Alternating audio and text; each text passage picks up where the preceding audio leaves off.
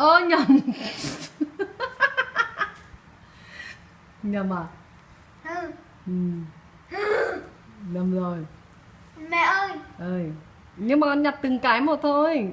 Không được nhặt cả cụm ấy đâu. Đấy, giỏi. Cụm và xé cái gì? Là nhầm ngay.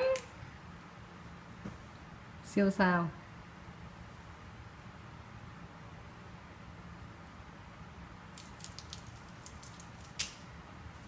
Không nhặt như thế. Nhặt từng cái một thôi. Dạ, 2 cái là xé cái gì? Là 2 cái làm sao biết là nó già hay nó non. Nếu mà nó già có ăn được không? Không ăn được. Thế